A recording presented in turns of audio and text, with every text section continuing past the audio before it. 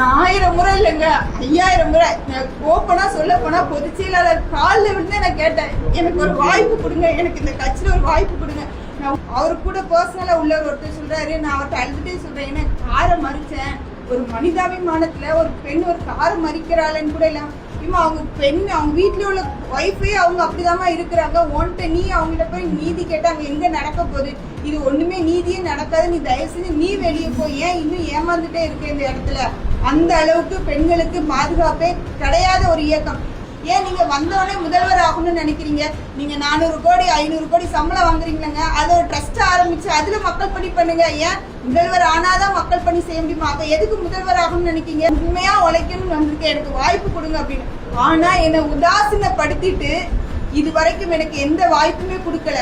Example சொல்ல போனா தூத்துக்குடி மாவட்டத்துல 6 தொகுதி இருக்கு. இந்த 6 தொகுதியில யாரு கட்சிக்காண்டி வேலை பார்த்தவங்களுக்கு நீங்க சீட்டு கொடுத்துருக்கீங்க?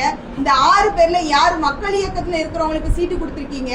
சுபத்ரா முருகன் அவங்க துணை பொதுச் செயலாளர். அவங்க கட்சிக்காண்டி என்னங்க பண்ணாங்க?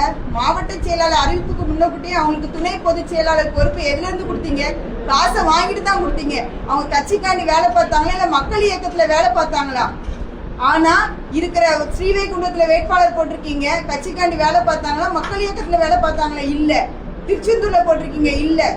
தூத்துக்குடியில போட்டிருக்கீங்க, ஸ்ரீவைகுண்டத்துல போட்டிருக்கீங்க. எதுலையுமே விளாத்திக்குளம் கோயில்பட்டி எதுலையுமே 6 தொகுதியிலுமே கட்சிக்காண்டி வேலை பார்த்த வேட்பாளர்களும் கிடையாது, அந்த பொறுப்புல உள்ளவங்களும் மக்கள் இயக்கத்துக்கும் அவங்களுக்கு சம்பந்தமும் கிடையாது.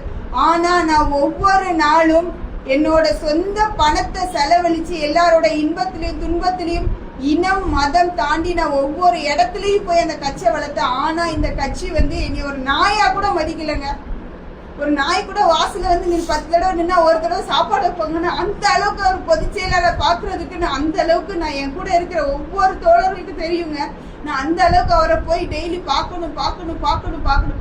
அட்லீஸ்ட் நான் அவர்கிட்ட சொல்லியிருக்கேன், அவங்க 2 பொண்ணுல நானும் ஒரு பொண்ணு அப்படின்னு நினைச்சு எனக்கு ஒரு அங்கீகாரம் கொடுங்க. அந்த அளவுக்கு நான் அவர் கேட்டிருக்கேன்.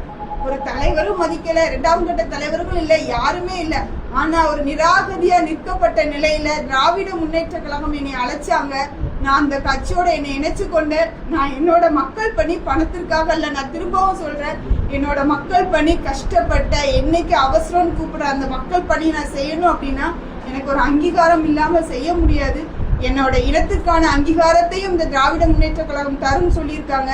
ஏன்னா மக்கள் பணிக்கான அங்கீகாரத்தையும் இந்த திராவிட முன்னேற்ற கழகம் தரும் சொன்னனால என்னோட முழு மனசோட என்ன இந்த திராவிட முன்னேற்ற கழகத்துல நான் இணைச்சுக்கிட்டேன். யாருக்காட்டும் ஏதாட்டு கேள்வி கேட்கணும்னு சொல்லுங்க, நான் சொல்லுவேன்.